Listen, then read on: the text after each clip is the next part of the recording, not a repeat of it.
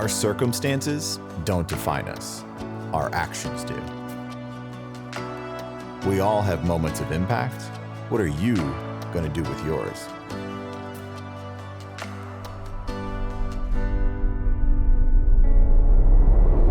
Hey everyone, welcome back to another episode of Living the Sweet Life. I'm your host, TJ Sweet. And on this podcast, we are going to have an incredible new guest, a new friend, a new peer, just a new connection, just a wonderful person. Dr. Mamta Bhatt is here with us today, and she's already impacted my life. We already had a call a few weeks ago, maybe even a month ago now. It feels like time flies by, but we had a call, and there's just so much warmth in her words and her energy and her voice and her smile. We're going to laugh with you today. I promise you, no matter what. We've already been laughing in our green room, kind of waiting for this. But she's just a wonderful person. She's very well trained, obviously, but the impact she's making and why she's making the impact is that's what you're going to hear today. But I really do want to start off with a little bit. I know you probably don't want me to do this, but I'm going to do this because you've been doing a lot of great things and impacting people in a lot of unique ways. But I wanted to let everybody know that you are a Harvard trained, you are a scientist. You have doctor in front of your name. So there's more to come with that, of which I'd love to hear a little bit more about that too. But you are a best-selling author, a holistic wellness expert, international speaker, and researcher. And now you also have a book called Recipes for Joy. This audience knows all about that word joy, but Recipes for Joy, we haven't really talked about. So I want to pour into that a little bit. But then now there's a second book that I'm super excited for you to tell us more about. And that word joy is in that book as well.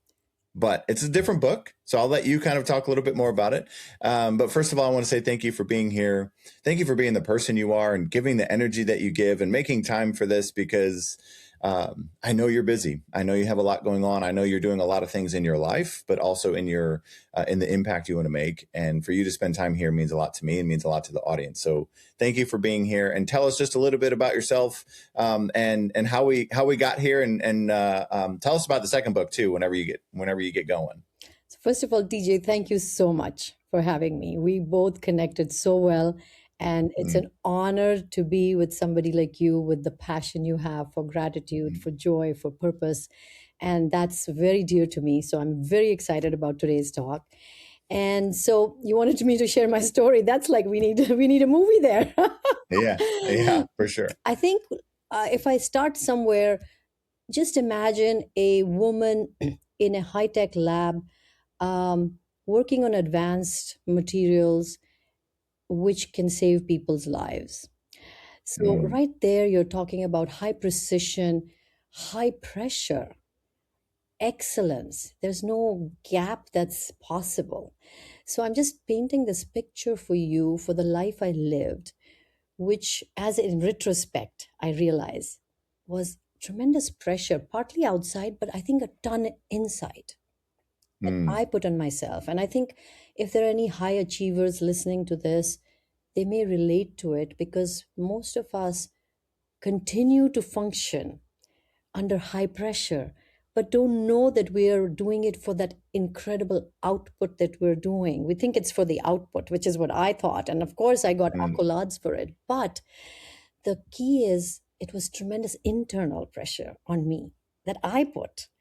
And only I am responsible for that, right? So it's almost like wearing this crown and then dismantling the crown. Yeah. But it's not a crown. It's actually a tremendous pressure, which creates a nervous system that's always under threat, right? You're always never okay to relax. I'm being very honest. I did not know what the meaning of the word relax meant. Sure, I did not yeah. know what that meant. And today people see me laughing. I laugh a lot, and I am very much in the moment, and I love to look at the little things of life and be grateful for them. And that's what makes me this happy person that I am. It's vastly different from how I lived my life. So I gave you a snapshot of that life, working with large corporations for very high value projects where I almost carried everything on my shoulders. It was all me, right? And when you live a life like that, let me just paint the opposite. So, it's to tell you the differences. On one Mm-hmm. side, you're on private planes, you're the youngest person in the room. You're living this life which looks phenomenal. In your late 20s, if you're, six people on an international flight, and your flight is landing somewhere, and they're asking you, what do you want from the next next airport to be made for you, and this fresh hot food, what you wanted, arrives on the flight. You don't have Mm. to, your passports are taken and somebody comes and stamps it for immigration. For those of us who stood in line, you're like, this is the life. This is Yeah. the life.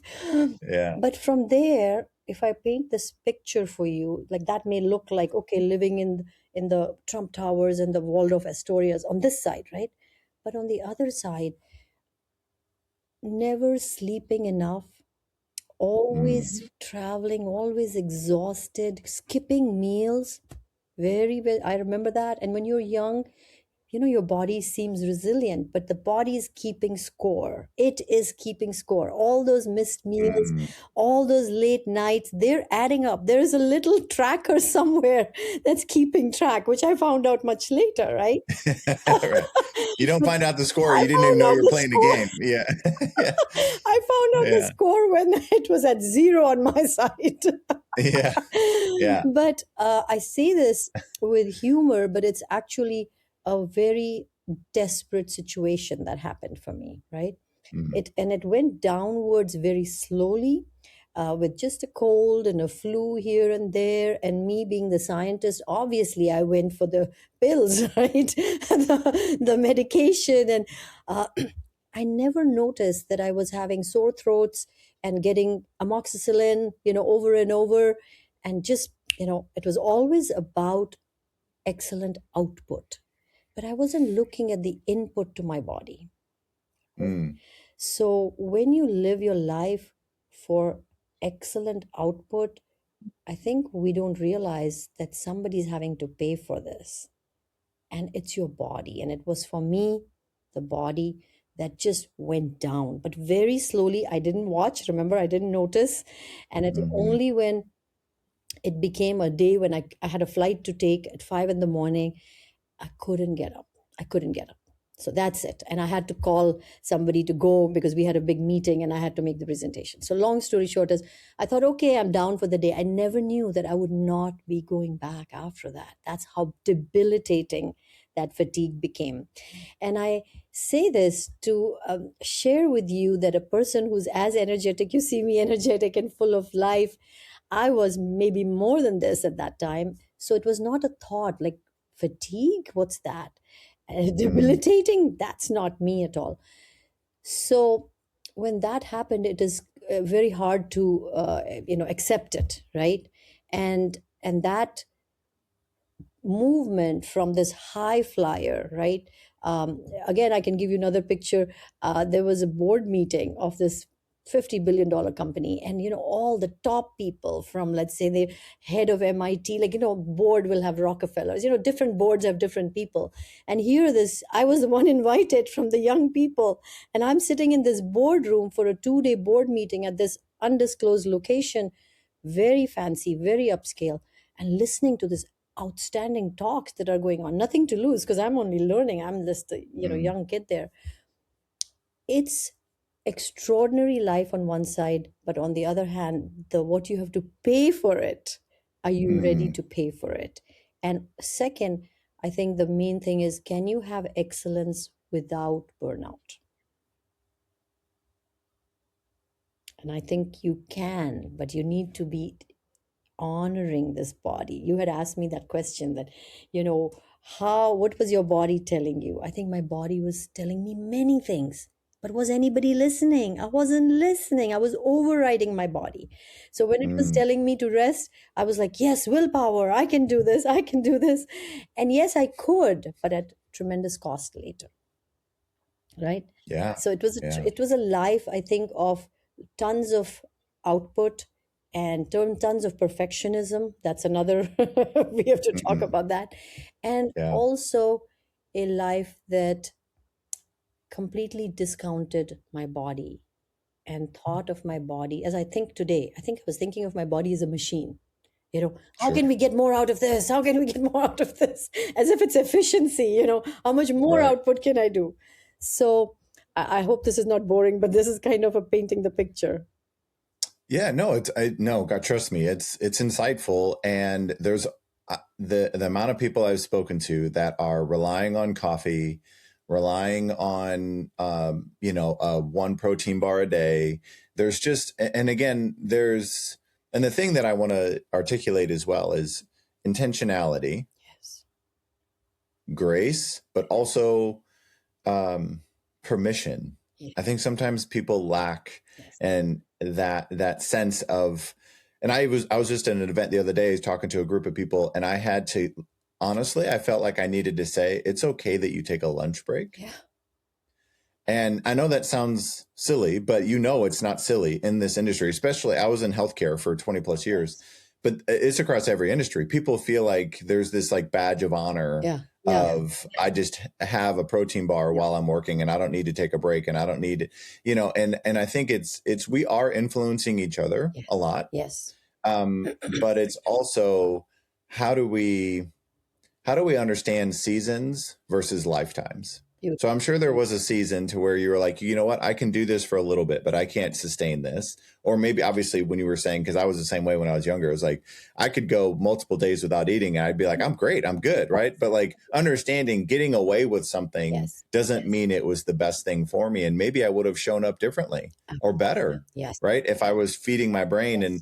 And that's one of the things that you talk about is food as medicine. And I'll be transparent with you. Also, the reason like it gives me chills thinking about it, I haven't had a food as medicine relationship with food my entire life. I've had a food is required, but it's not desired. Like I love all foods, Yes. but I don't even think about it. Wow. So when you said food is medicine, Yes. and you're talking about brain health, Yes. my brain my brain and my heart are the two most important things that I can take care of so that I can be who I want to be and show up for the people the way that I want to show up, that I love and that I'm grateful for. And so I'm just very curious about, again, we've even talked about some wisdom and some deeper things as well that you've started to do. Yeah. But how did you learn and understand the moment, and maybe it wasn't a moment, maybe it was multiple moments, to where you went from that high flying, that energy draining, which felt like giving life, Yes. to this and how did you deal with the identity shift from those two types of careers and roles? Oh, fantastic. That's an excellent question. I think the moment that I was debilitated, and I'll share a story with you. As women, I think if there are women listening, they will relate to this. Yeah. I don't care how beautiful you are and how perfectly, most women, I'm not talking all, but most women, I don't know what it is. This is something we really have to, if you have girls, we really need to help them think with positive body image, right? I've always been a petite, never overweight person. Okay. So I'm just saying from my point of view, imagine what I was doing. I learned a big lesson. And when I was in college, I remember looking at my thighs and saying, if I could slice it, just shave it off here and shave it off here. And I know women who are listening will be like, oh my God, they relate to this. We all do this, right? I remember this. Okay, why am I sharing this? I was working and then got debilitated and I was exhausted. I couldn't get up. I had no idea what was happening to me. I couldn't digest anything. If I walked 3 steps, I would panting like 3 steps. Literally, I'm not exaggerating. So one afternoon, I was just at home because I couldn't move, and sitting in my bed. It was sort of a little dark in the room, and I remember looking down at my thighs. I had become 88 pounds, like I was bones. And I remember very clearly looking at my thighs, and they were the thin thighs, right? And I said, oh my God, how I had wished for this back then, but not in this way. Do you see what I'm saying? So it's about your body gave you what you thought should be this image of it's not healthy. This image of this emaciated person is not healthy, but you're not thinking deeply. as women, we're Mm, not thinking that deeply, that why do I want this thinner thigh? Is it even healthy for me to have a thinner thigh? And when it became like that, I remember looking and I was thinking, oh my God, this is not the way I wanted it to happen. Because I mm, was exhausted. I couldn't walk. I was like an 80-year-old. I was like 80 years old. I remember sitting there, like just exhausted, looking at myself, saying, this is not how I wanted it to be.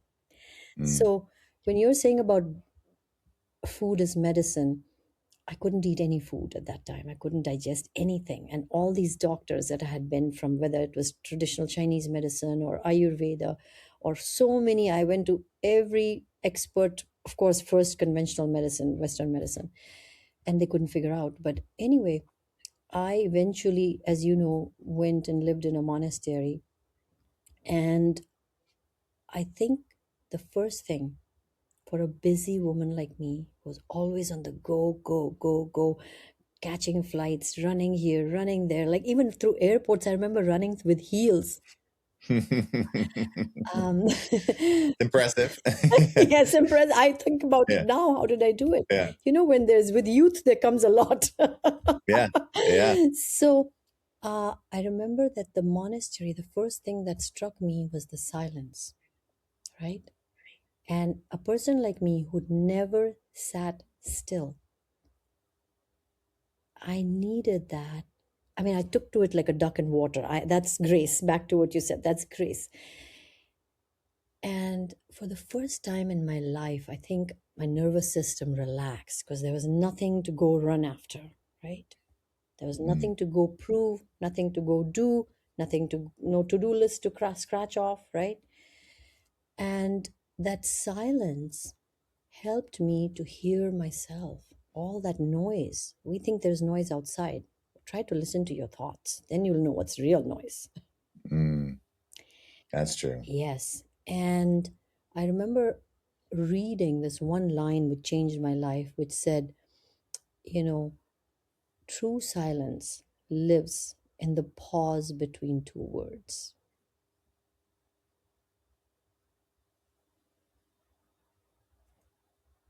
And I thought, oh my God. So I started practicing that. And it was Mm, something completely new for my system, but I think it started healing me from this run, run, run for something to be just present, right? We ask everybody be present, but we don't know what that means, right? To be here in the now. And so just that one line, which I started just practicing. I'm also one of those very, very sincere people. So if I yeah, do something, you know me, I'll really do it. So I just started yeah. practicing that honestly, sincerely at the monastery. And believe it or not, I was starting to eat more foods. And over time, what I learned is it's not all the prayer, it's not all the meditation, it's not all the practices, much as they're wonderful. They're wonderful. And my time in the monastery was the best gift to me, I have to say, even though it was excruciating. The thing that it does for you is a what you said already earlier about shift in identity. Because here I was, this high flying woman, a hero in my own mind, right? Mm, We're all, mm, we're, and here I had nothing to prove. I had nothing to say I was worthy. Remember, my worth unknowingly was coming from all these accomplishments. That's why the long list of accomplishments, right?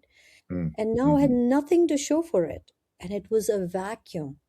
It was a vacuum that I had to embrace. And so that was the crushing of that identity of the person who always achieves, gives output, and then has a high from it, right? Because, wow, mm, this was so difficult. Nobody could do it. You did it. And that crushing of the identity, there was not one identity. I found that outside in the world, I was, this high performer. I was this executive woman. I was the mother. I was the wife. I was the daughter. I had so many, the pet owner, you name it. We have so many identities, so many roles we play. mm, And there, I had none of these. Zero. Absolutely zero, because I'm just me and, my single room alone. Mm. And that was crushing. Like, who am I? Who am I? Mm. Wow. And that, it's this is too short a conversation to go into that. We literally can have an hour long talk on just that. But I will fast forward to say that it's like, imagine you were wearing, you think you're wearing a shirt, okay? And now something, this is the process, is Mm. ripping this off, but it feels like your skin is being ripped off. Like it's that excruciating, right? But it's actually a shirt. So you can just rip it off and say, okay, I'm not a pet owner. What's the big fuss, right? But when you think that's your identity and now you don't have it, you're not any of these roles. Who are you beyond that? But you're still existing. Mm. And that's when I, through God, lots of meditation and lots of silent sitting, I had the grace of, this is many, many years, so I'm fast forwarding for you, that I had the realization that I am a ball of massive golden light. I'm just Mm-hmm. energy. I'm just energy. Mm-hmm. And that was the most extraordinary moment, because once you realize you're this incredible light, so all these roles, they can change, they can become anything, they can be nothing. And you just realize it's like a hat you put on. Today you can change it and you can wear another one, but you're not crying because you're not wearing the old hat. Yeah. And Yeah. that, I'm making it Mm. simplistic, but you understand. I'm making it simplistic. It's an excruciating process for those who've done it. It's excruciating. But having, once that identity shifts to something which is fluid and brilliant, and you realize you're just energy, you become available to life to Mm. mold you, because now the energy is like water. You can put it in a glass, you can put it in a vase, you can pour it in something, you can heat it. It's malleable. So instead of this form that you're so clinging to, you become free, for lack of a better word, right? And when this identity shifts through the stillness, through the silence, through the surrender, um because what could you do? You're not getting well. With all the prayer and all the meditation and everything that I had assumed would get me well didn't get me well. You have nothing left but to just surrender, because you have nothing you can do now. Nothing. All your brain told you to do. And I'll share this last thing and then we'll go ahead. So the moment which I think you will love, and your listeners, which transformed my life, was a morning sunrise. Early in the morning, I was walking for a prayer service, and there was a sunrise coming through these beautiful leaves, and it was brilliant and golden. And I just got transfixed, and I was looking at it. And it kind of sort of mesmerized for a moment. I think I lost myself, right? I was obsessed with my healing. Mm-hmm. Who Yeah. wouldn't be? You'd been decades trying to heal yourself. So that's where I'm giving grace to myself, right? Sure. Yeah. And so I remember transfixed looking at this sunrise, and inside me, a voice yearned and said, oh, what would be to be happy? Because I was yearning to be happy. In my Mm. mind, I had correlated that happiness would happen when I got well. Because when you don't Mm. have energy, you can't walk, you can't sit, you can't talk, you're just yearning, yearning to be happy. And because I was looking at the sunrise, and I had a smile on my face and my heart had opened up, and a voice inside me said, but you are happy. And Mm. I kind of, looked at myself for a moment, like, self observation. And I said, oh my God, I can have joy and I can still have a body that's not well. I didn't know to hold the two together. Till then, I was only looking for the one, right? Yeah. And that choose joy. Now you know why the name joy is in all my books. Because from that moment, I decided to choose joy. Because that Mm. moment taught me that I can keep looking for 10 more years, 20 more years for something to get well, but what a miserable life it has been, right? But in this Yeah. moment, I chose joy, means I looked at the sunrise and for a moment lost myself and realized, this is magnificent. I can be happy for no reason, but it's enough reason, right? Yeah. And from that moment, I remember till now that right now, I remember that moment, and I walked away just smiling. I did not know the word neuroplasticity. I did not Mm, know anything, but I decided to smile because it made me so much happier. hmm And instantly, literally instantly, that moment of change, that choose joy, became my mantra. And I started looking at all these things that were joyful, the green grass and the birds chirping and the puppies playing and the children laughing. And there was so much to be joyful about. mm, And I hadn't been looking.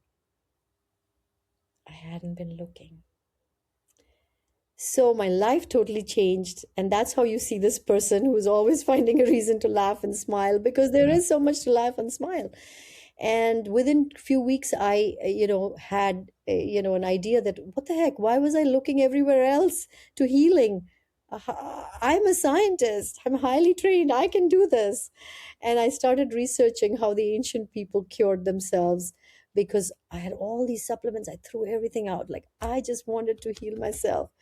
And everything said, food, let food be thy medicine. That's the words you've heard, right? Let food be thy hmm medicine. And for me, I thought, I'm a vegetarian because I had become vegetarian thinking that's the answer. Yeah. And what can I do? So I researched, one thing I'm good at is research. So I researched a lot and I looked at all my blood work from all those years, which the doctors couldn't figure out. And they had said, well, low iron, nobody took anything seriously. So I looked at these and I found some patterns. And then I created a protocol for me, you know because I always say, just like your fingerprints are unique to you, your health is unique to Mm, you. So you have to find out what works for you. Don't go around looking on YouTube and saying that fellow did this, because it may not work for you. It may be something. So I made yeah. that, and then in 90 days I got well. Mm, And that is why I wrote my first book called Journey for Joy, because I realized that entire whole rigmarole, from being sick, from living in the monastery, doing all the spiritual practices, learning so much, letting go so much. That's the real key, letting go a lot. I completely transformed. And that was the Journey for Joy, the first book, because it was for joy. thank you for sharing that insight on the story, because everybody has different moments that impact them in different ways, and the fact that your moment actually was a culmination of moments. I think a lot of times people expect one significant thing and their life is transformed forever, but if you actually connect more dots, there are actually more moments that led to the moment, and so it's just really trying to create this sense of awareness and understanding, um, paying attention paying attention to the moments that grab your heart, paying attention to the moments that kind of touch your soul a little bit as well, I love that. and Love embracing them, and not letting them go by without capturing yourself. And one thing I do want to ask you a question, because I think a lot of people may have maybe not thought about this, because I ask people like what brings them happiness, and that question's pretty easy to answer. But when I say, when's the last time you felt joy? They a lot of times people struggle with that. You've used the word joy in both of your books. I used it in one of mine. Can you define that difference between how you were, in the sunset, or sunrise, you were talking about the happiness. I'll be happy when, and then you found that state of joy. So tell me how you kind of separate those two things from happiness and joy, so other people can kind of start to think about what brings them joy. What is that feeling, and how is it different than happiness? Beautiful. So, happiness in my mind, if you think about it, was conditional, right? If this happens, then I'll be happy. I'll get healed and then I'll be happy. I got the promotion and then I'll be happy. Mm, So, you're keeping this at bay. For you to live a good life or a fulfilling life, there's something that needs to happen externally. And in my case, it was my body. What I found with that moment, with the sunrise, was that there are moments which are uncaused joy. mm, And that joy is actually really your own self without thoughts, without any of your ideas and concepts, if you just sit with yourself as pure energy, it's just a state of, I don't know, can't call it happiness or sadness. I can just call it just a blissful feeling, right? Just a blissful feeling. Hmm. And you just feel grateful. Hmm. Just feel grateful to be alive. When you say to me, I would say, I woke up this morning just blissed out that I woke up, and I'm Yeah. grateful to be alive. I'm grateful to be able to talk to you, and I'm blessed to have a friend like you. So there's every moment, it's about what you choose and what you focus on, right? Mm. What you focus on is who you become. And if you focus on, there are infinite moments outside you if you're still looking outside for joy. But if you can sit silently with yourself, without thought, without ideation, and without any hopes or desires, and just find that space, that spaciousness, that energy that you are, that itself is already fully complete. It doesn't ask for anything. Yeah. There's nothing needed to complete you. Yeah, I love that. And And, obviously we've talked about gratitude. You've said it a couple times. We talked about it a lot the first time around. And so the book, the reason why I named it Practice Gratitude, Find Joy, is I've found that happiness is sometimes outside. It can be inside too, but happiness is transactional. It's coming and going. It's momentary, which is still fantastic. yeah, Joy is about moments and presence, which aren't external things. yes, And it's this sense of like, I'm just grateful that I am alive to see the green grass. I'm alive to see the sunrise. I'm alive to see the sunset. That I decided to go on the walk that I wasn't even going to go on, but I decided to. And then now I come around the corner and now I see this. yes, That's not my sports team won. That's yeah, not the I got the green light or somebody did a nice thing for me. Like those are all wonderful things. yeah, And so I think for people to really stop and think about what actually authentically, and that's why I wanted to ask that question, because I want people to people talk about the pursuit of happiness, of which you'll appreciate, of which I tell people all the time. Anytime you put the pursuit of anything in front of another word, you're all, like you said earlier, you've I'll lost be it happy already. when I'm well. You're telling yourself you're not happy, but then you had that bigger voice come to you and say, but you already are. Yes. So maybe the thing that we're saying that we're in pursuit of, maybe we Yeah. already have it. We're just not paying attention to it. Absolutely, absolutely. I want to add, beautiful. This is, you and me, we could talk for hours. Yeah. Oh yeah. I want to share something in addition to what you just said, which you reminded me that when I chose joy, there were two other things that happened, and you've just touched on it, and I'll verbalize it in a way Yep.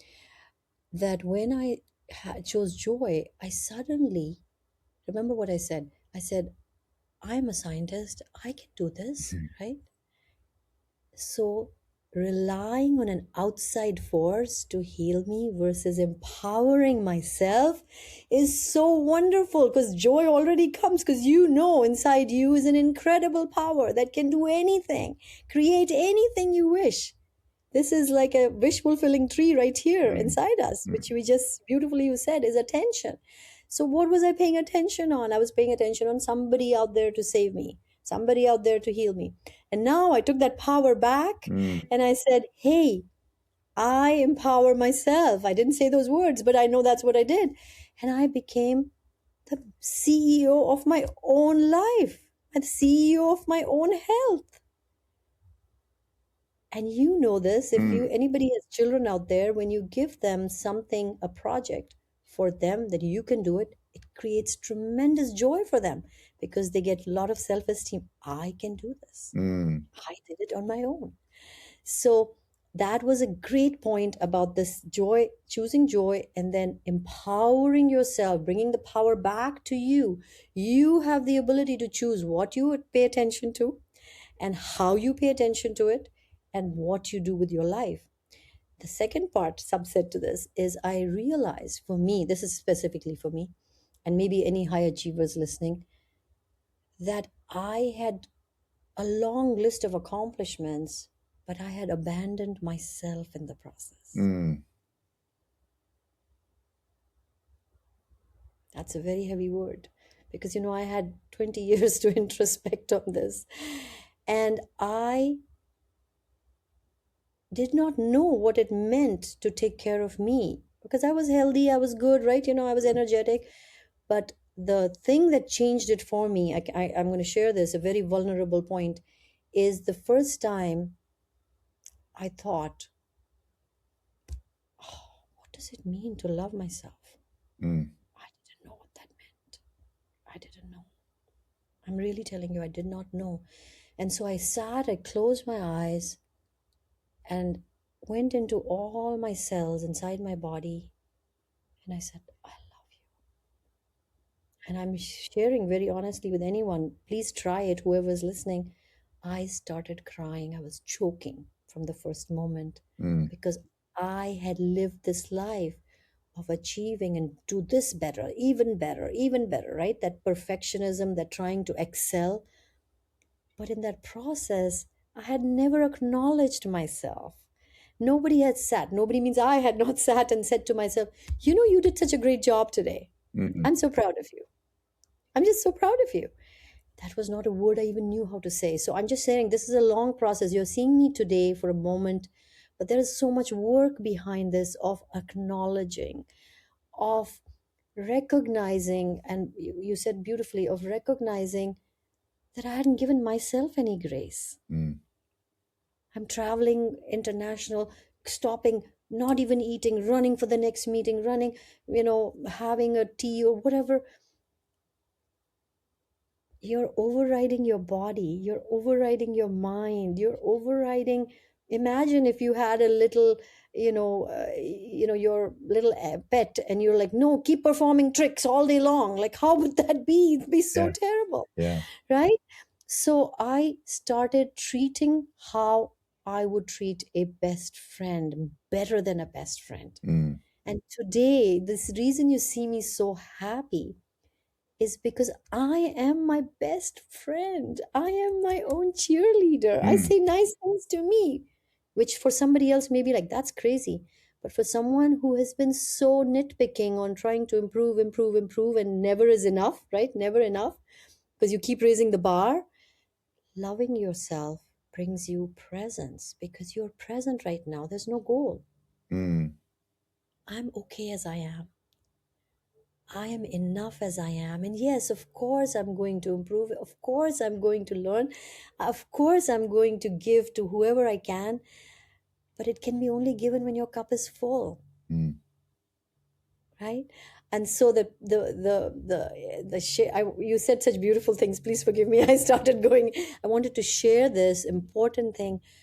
So one of my passions today, besides helping people with their health, is to find that them to realize that the root cause of probably every chronic disease that no one talks about, in fact, I say the most chronic disease in the world, which is not listed by WHO, is people not taking care of themselves and not loving themselves.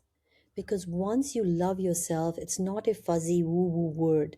It is that you decide differently how you wake up. You decide differently what Mm. you eat. You decide differently how you exercise.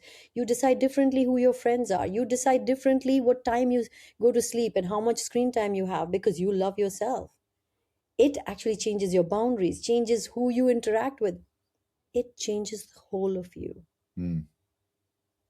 And so when you start coming from this, right, from this as the center, then filling this up, it's so easy to give because you're coming from a place of I'm overfilled. I want to share this grace in me, this beautiful thing that's overflowing. I'm so grateful for it. I'm just so grateful. And how can I share with you? How can I help you? When I'm full. But if I'm not full, then I'm I'm helping, helping, helping, but inside there's resentment, and there will be resentment because you're not full. How can you? So I ask everybody, all of your listeners, to pay attention a little bit, to not abandoning yourself, and to come back every day, maybe once in the morning and once in the evening, to yourself, and honor this vessel, which is the mechanism through which we are sharing and helping and trying to make the world a better place. And once this vessel is in its best radiant form, Mm, what a beautiful gift it is. yeah. Yeah. Well, I tell you I just had a little insight when you were speaking, and I want to share it with you. And I hope the audience, maybe they came to this as well, but hopefully they hear it twice. Your identity shifted from circumstances to truth, who you actually are, not based on what somebody else needs from you, not the job you have, not the plane you're on, not all these other things, like you said, swapping hats and all that. But once you kind of shifted that identity to the truth about you and who you are, Yes. everything changed. And then also, and I shared this with you last time we talked as well. But a really powerful something that I've done in my life is writing down. And somebody asked me to do this, of which the point they were trying to make was the one that you just made. Of if you were to write down all of the things that you love, how long would it take for your name to show up on that list?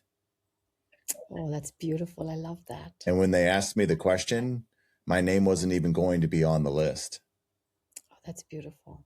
I love that. Thank you. I So love that. so now, also knowing when you learn to love yourself Yeah. without earning it, Yes. Yes. you start to love others and be loved by others without feeling like you have to earn it, Yes. and allow yourself to be loved by others without feeling like you have to earn it. And this is me speaking from inside of me, because I've spent my whole life feeling like I needed to earn people's love, presence, and attention my whole life. And so this is why I'm saying the insight. This isn't just like something that I've heard before, and all like that actually hit me differently today when you said it that way, because I'm still growing, I'm still working, I'm still evolving, I'm still diving deeper, and I'm never really done with this work. And so I appreciate you sharing it the way that you shared it, and the vulnerability that you shared. And but it's just really something for me to really stop and think more about. As far as what are the things that we're making circumstantial that actually are true already. And so thank you for that. And Beautiful. yeah, and I do want to say too, taking care of ourselves so that we can take care of the people that we love, right, is important. Yes. And I know your book, and I saw you on some CBS and NBC and all those things that you've been on, right? And you didn't go on there to sell a book. You went on there to make a difference. One of them specifically that I want to touch on a little bit, because I know a lot of our audience has kids, and obviously you're passionate about just everyone, right? The heart that you have, but oftentimes I think parents specifically, they get concerned about what they're feeding their kids. They feel, the easy thing is the cereal. And trust me, and I'm going to say this from the mountaintop, and I'm going to say it from every step along the way.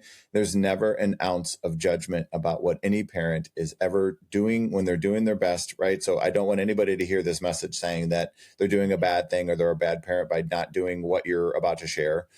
But it's Yes. just a matter of, if they want to make those choices for themselves about eating differently, and having more food as medicine and some of that, but also the impact that we can have on children with that as well. Do you mind sharing a little bit around kind of, again, some of that food being medicine? And obviously we know about healthy foods, we get that, right? And again, and I've shared with you too, but the gap between knowing better and doing better is purpose. So it's not that we don't know what we should be eating, not like we Right. don't know what healthy foods are, but Right. like the Right. fingerprint. Your Yes. kids may need something different than you, and you may need something different than them. But I hear a lot of parents just eating whatever the kids eat because they don't have time. So how do you kind of Yes. balance the healthy nutritional life while still they have busy lives? How do you kind of do that? And what are some advice, like even if there's something that they can be preparing for themselves or prepare for their kids, so that they can start making um, uh, different choices, maybe that they think they should be making, but they can't because of their busy schedules. Love it. First of all, just something rule of thumb Yeah. for anyone listening, young, old, anyone. Food is truly medicine. Try to think like this. When you were 5 years old and then you were 10 years old, see your picture. You're this small and then you're this big. The only difference is tons of food went into you. So your food is creating your body. Again, listen carefully. Your food is creating your body. So once you realize that whatever my body is, it's created by food, and so is my mind, try to see whatever food you eat few hours later, let's say 3 4 hours later, how do you feel?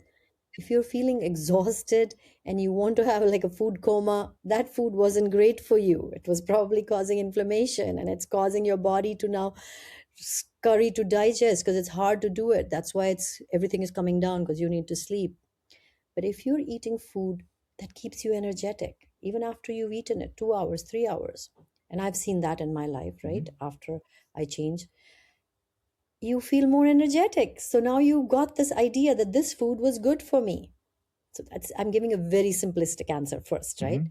So when we see children and they're running around like crazy and everybody laughs and says it's a sugar rush, but then why do we keep giving them that sugar? Because they're feeling crazy and they don't know what else they can do. So, and you don't know what to do. So here's the thing. Eggs are a fantastic source of nutrients dense food. And we can easily make eggs, scrambled eggs, whatever. It's just easy to make it sunny side up. And so eggs are fantastic. And if you want to give it to your children, like I've shared this before, we can make an avocado toast, right? Cut up an avocado and give an egg. This is not time consuming at all, like literally on the go. And if you see yourself feeding them food like this, you will see that they will be full longer, more calmer, more peaceful, as will you be if you all can eat the same meal, right? Mhm. And then if you add a few blueberries, again, just have to open a container and give them blueberries, polyphenols. This is all great for your brain, great for your body. Not a very complex prep time. Mm. That's what I think you're talking about. Yeah. It's about what is the quality of the food. Try to stay away from ultra processed food. Try to stay away from seed oils.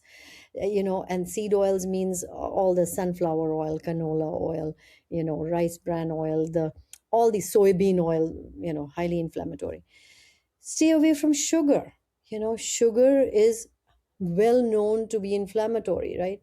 And if you have a lot of sugar, notice what happens to you. Either your sleep is disrupted, or you're sleeping too much, or you get swollen, you know, or your mind gets depressed. There are so many studies that have already linked all these things, right? Um, what else can parents do is I highly recommend fresh veggies, celery sticks, carrot sticks. Leave them out on the table. Whatever you leave out is what children will grab. Mm.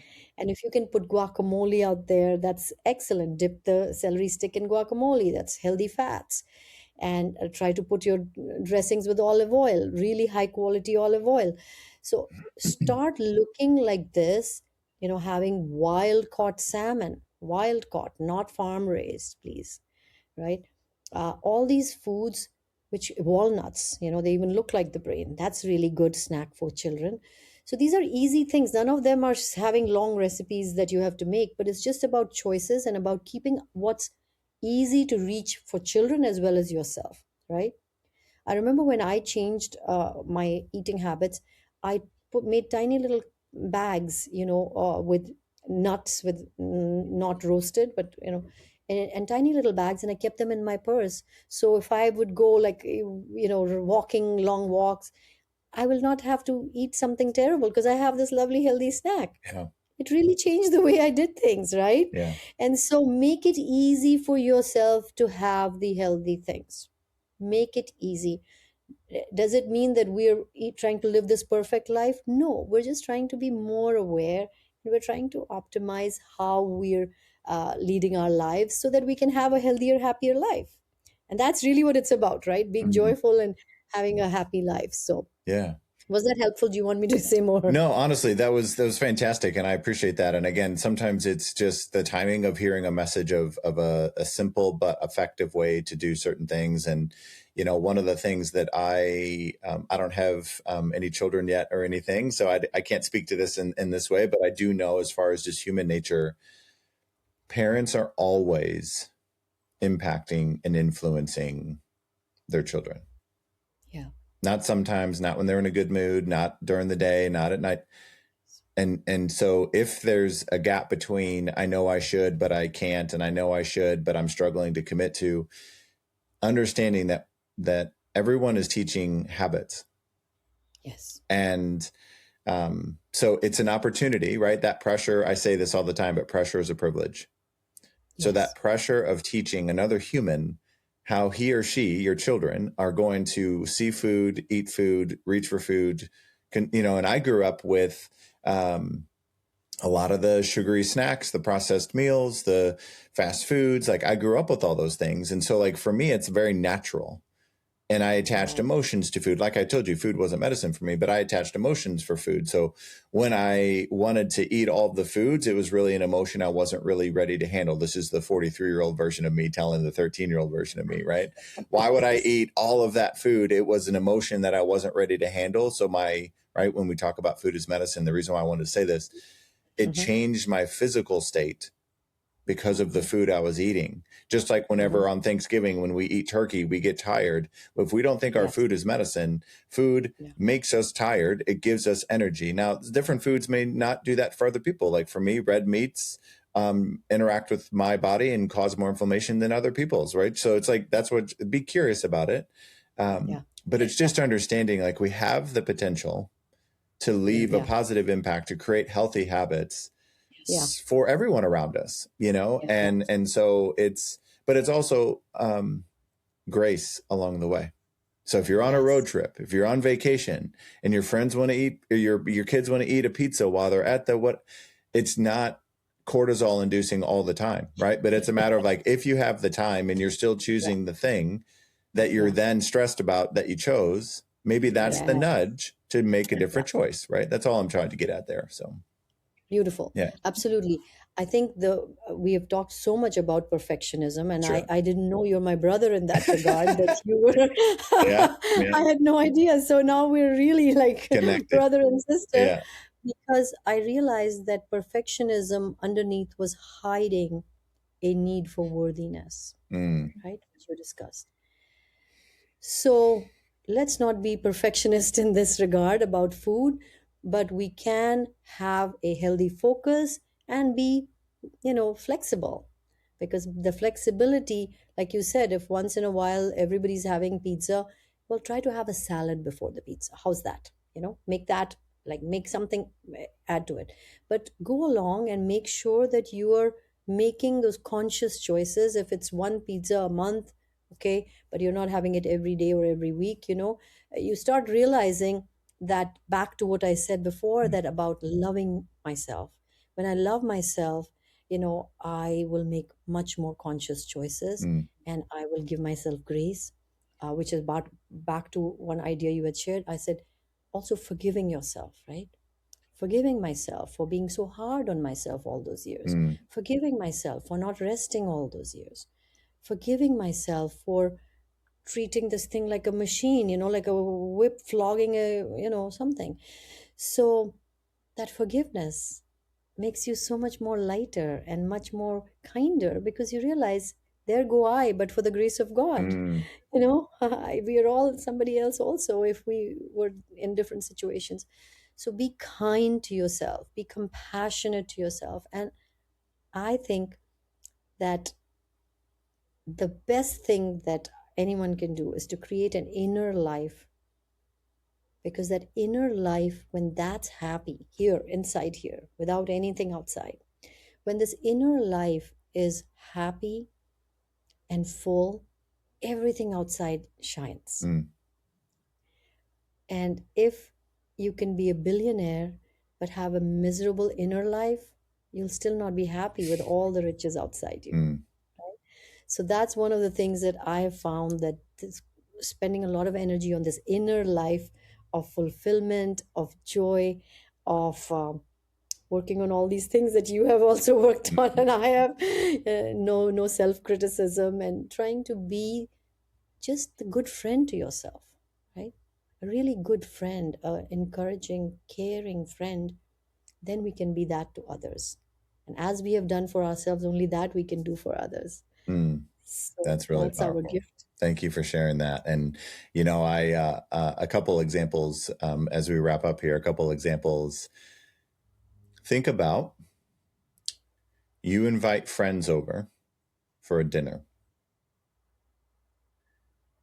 This is speaking from my own personal experience, so that I'm not projecting anything.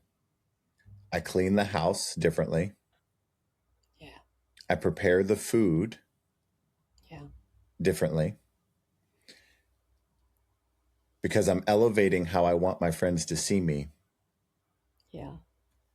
and I'm valuing them More than more than I actually value myself. So like I love being in a clean space and a clean home, yes, but I do it at another level when other people are yeah, going to be around.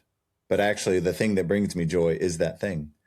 And if cooking the food and doing all the things, like I wouldn't, and again, this has nothing to do with, but like the kind of food I would think, what do they like? How can I make something that they would enjoy? yeah, Not how can I just give them food because they're hungry?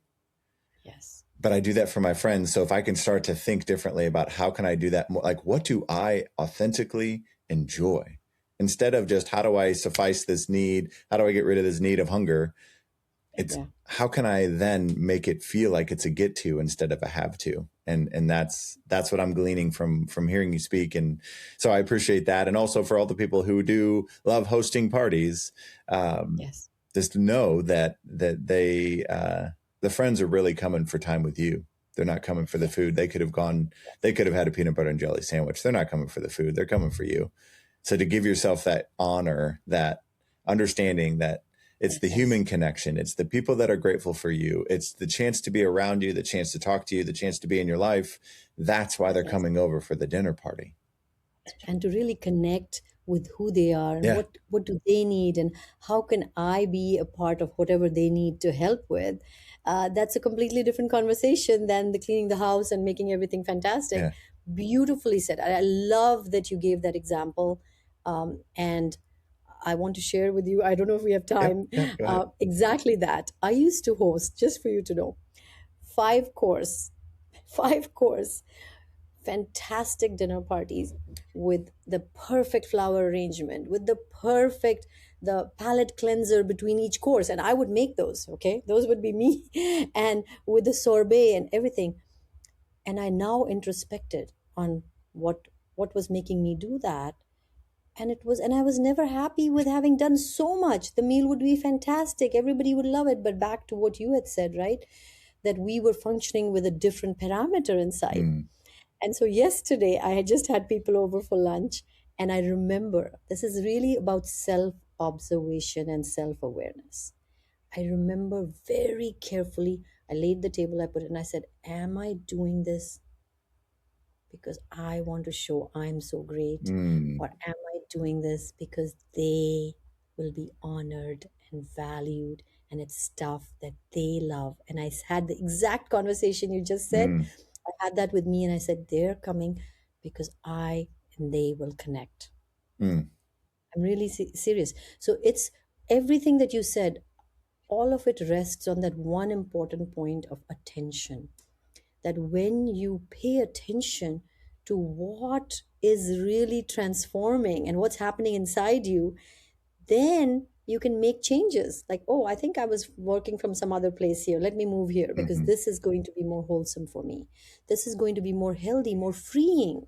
Isn't it wonderful you and I are having this dialogue, but we're living much more freer, mm. as happier human beings, because we're not carrying the self created burden, right? The hat we had worn that I have to be so perfect. Yeah. you know Nobody told me. I don't know how I created that hat and I wore it. So I love what you shared. I hope that everybody who's listening, I loved it, and that they will listen and introspect. And there will be so many occasions when you will be able to say, it's only about us heart to heart. Yeah. and we all live in beautiful houses, and we will make things beautiful because it's a mark of respect and value for them. Mhm. But what's the intention behind it? Yeah. Yeah. I And love in that. that, I love that intention word because, again, I also too want people to feel like their presence matters. And yeah, so that's where a lot of this also comes from. But like you said, if it's yeah, intention, if it's that versus trying to yeah, prove something to somebody, which again yeah, is kind of two yeah, different things. But yeah. well, first of all, I want to, second of all, third of all, fourth of all, want to say thank you. But also, I know my audience, they are going to want more of you and more from you. So obviously, the two books, are they available on Amazon? Where can they find Yes, those books? yes, they're both on Amazon, and I can send you links which you can add Okay. in your podcast So link. yeah, Yeah. so Recipes for Joy. Yes, Recipes for Joy. I have kept it here so Yeah, you so can you see can it. see it on YouTube. And Yeah. then do you mind holding up Journey for Joy? Journey for Joy. Yeah, so Journey for Joy as well has a beautiful cover. Reminds me of a sunrise and sunset all at the same time. So, Yes, um, yes, yes. but how else can people reach you, connect with you? I know if you go to your website, there's a health quiz that people can take. Tell us more about, Yes. and I'll put your how to spell everything and just to make sure everybody has every detail so they can connect with you. But how else can they connect with you? How else can they work with you? Love it. What are you doing right now? So you can go on Instagram. I'm at the Joyful Scientist. Now they will make sense, that word. Yeah. Joyful with one L. So the Joyful Scientist, you can DM me directly from there. You can reach out to me. I think, should I give you my, I can give you my email so people can reach out directly. And I am right now, this is probably the last year that I will be doing consultations. So if anybody wants to reach out, I know I have a lot of people who have said they want to come. Mhm. Please reach out if you have any issue that needs help and has not been solved by all the conventional means. I will be delighted to help you. And we will make a customized program for you. You can either just do a consult and I will share everything with you, and you can do it on your own, and or if it's a complex problem, you can do a 3-month program. So those are the two things we are offering, and I really look forward to hearing from your audience about how I can help them and how did they like this conversation we had, because it's a very vulnerable, very honest conversation. Mm. And this is how literally every human being is living their lives. In some other, they may have some other issues. You and me are working on perfectionism and worthiness externally, right? Worthiness coming from outside. And what a joy it is Mm.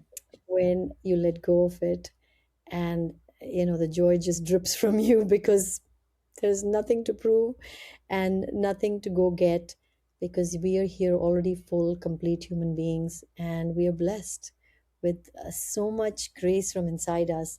And if we can share that with each one of us here, the world is going to be a so much better place. Yeah, yeah. Thank you for that, and I know everyone will want to connect with you, so I'll make sure to include every possible way to do that. We wrap up. We're doing something different now with this podcast, so we wrap up with one question. And I know you've already touched on it a couple different times, and I know it's something that means a lot to you. But we talk a lot about connecting with what matters the most to us. So, can you share one thing that you do consistently, no matter how busy you get, no matter all the things you have going on in your life? What is one thing that you consistently do to stay connected to the things that mean the most to you? So, because of my life, the thing that means the most to me is my life force, my breath. And every day I do breath work and calm my nervous system and bring myself in a state where I'm able to give. Because when I am full and I realize that all is well in the world, I'm safe, and I have this incredible, I'm alive, Mm. from where I've come. I'm alive is already a gift. One of my neighbors asked me, he said, "You're always so happy. What's the secret?" I said, "I'm alive." Yeah, That's yeah. it. And so I think three things we have discussed this, but one is I every day write in a book. This is from almost 10, 15 years. I write 10 things I'm grateful for. You may like to Hmm. hear that. Hmm. I actually write it with my hand because that will really change my brain, because in our brain we have a reticular activating system, so it will find things to be grateful for, and I'll have more things to be grateful for. So I write them down physically, and I do that every day. Second thing is having a purpose beyond yourself, Mm, right? So when I got well, finally I realized that I created a protocol and I got well in 90 days. I don't want anyone in the world to suffer. I don't want anyone in the world to suffer. mm, How can I help millions of people realize that it's not that complicated? So there's a purpose, and that purpose gives us joy because it's greater than ourselves. And the third thing is, as you said, connection. I connect with my breath first, and then I connect. So I have a community. Actually, we can talk about that. I have a community. I've been doing this free group where I share any health, body, mind, spirit information. So I share that, and I was having Zoom calls for people just to connect and let them know that here there's somebody for you. hmm. And I would be happy to hear if your audience is interested, they can join. Yeah. So there are so many beautiful things we can do, as you have shared, and as is your purpose, to be grateful always, to have a purpose greater than yourself, and to connect first with my breath and then with the world at large, so I can be meaningful in their lives. Yeah. Thank you for sharing that. And I know our group will be interested in that. So I'll make sure we'll get that information from you too, so they can stay connected with you in that way. And again, thank you for being here with us, for being the person that you are, for sharing the light, the energy, and the ball of light that you are. We knew that from the first moments of our first phone call. We knew there's going to be a lot of laughter, a lot of smiles, and a lot of energy. And but I want to honor that, and just your journey, your story. The joy that you exude is magnetic, and it's energy giving to the people around you. So thank you. Thank you for being here. Thank you for sharing and being so vulnerable with everybody today too, because I think I learned a lot already. I know for sure, but I'm pretty confident that everybody else listening is going to gain a lot from getting to hear you, getting to know you, and like I said, there will be more people connecting with you, I'm sure. Thank you so much.